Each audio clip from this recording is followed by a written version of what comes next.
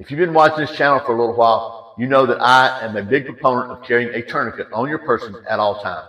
But one of the obstacles that people face doing that is tourniquets are typically bulky and just hard to carry on an everyday basis. Well, in today's video, I'm joined by my son Luke, and we're going to talk about a tourniquet, this tourniquet, the Solo T, that is small enough to carry every day, yet effective, and show you how to use it. That's what's coming up next year on Survival on Purpose.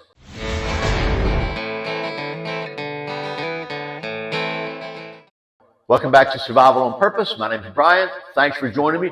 I'm here with Luke. Luke, introduce yourself.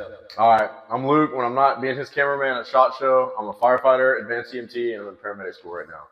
First, credit where credit is due. I learned about these tourniquets from Dom Rosso from Crush Everything and Dynamis Blades. He is a SEAL Team 6, Navy SEAL Team 6 veteran. I met him at a blade show, I think, and he recommended these as what he uses in his med kits.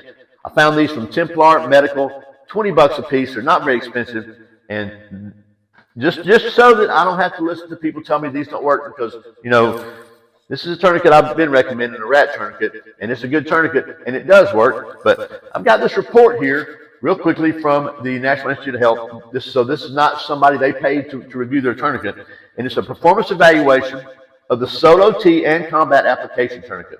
So they compared this tourniquet with this tourniquet that I carry in my ankle kit, the CAT tourniquet. If you want to read it, it'll be in the description. Yes, so I'll put a link to this in the description for sure. Good call. So let me just go over the highlights.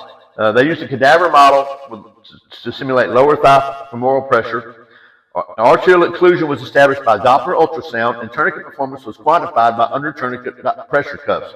So bottom line, here's what it says. Participants achieved 100% occlusion rates with both tourniquets and reported similar ease of use for both tourniquets. But this one, the ST, completion pressures were 40% lower than the CAT.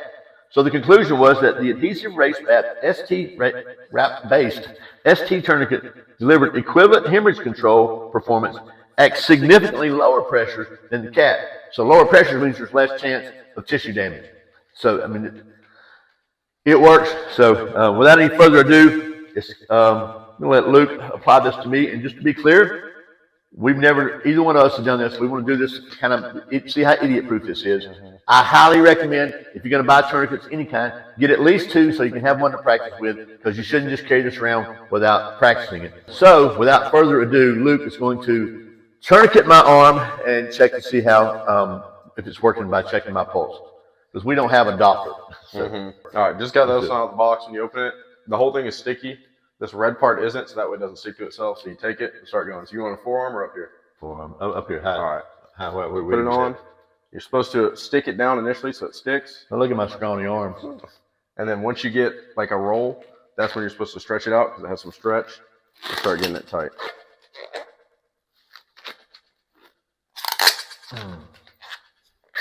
You feeling it? Yeah, it's pulling some hair, but yeah, I feel my hand getting a little.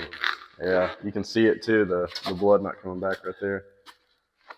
But what's good about this, oh, okay, it's starting to hurt. I was going to say it's not hurting as bad as some tourniquets. Maybe that's because of the width of it. Yeah, it's got more surface area to kind of go out on. Man, I think that's probably good. Look how strong my arm looks. All right, that's good. All right. I'm going to be bruised for a week now. I mean, check my pulse. It definitely doesn't have a radial pulse. I can tell that right now. Can you see the difference in color? Okay, you can take this off now anytime you feel like it. Yeah, and you can obviously unwrap it. You can cut it if you really, really have to. But I mean, if you're putting the tourniquet on. One thing I think is so cool about this is because of the width. Not only is it a tourniquet, it can be a pressure bandage. It can be a wrap. You can even take pieces of it and use it for chest seals. I mean, you know, it's sticky on it. So you can make a chest seal out of it. That is such a kind of an all-purpose, multi-purpose anyway, first aid or med item. It's 4 inches wide, so that's plenty for a chest seal, and it also gives you a much broader band of compression. So anyway, yeah, that's it. I highly recommend these Solo T tourniquets. I'm carrying one every day now. It takes up less room than a rat. It's bigger. One of the drawbacks to the rat admittedly, is that somebody who does a lot of squats, maybe they got really big thighs. They may not be long enough to reach around really big people's thighs.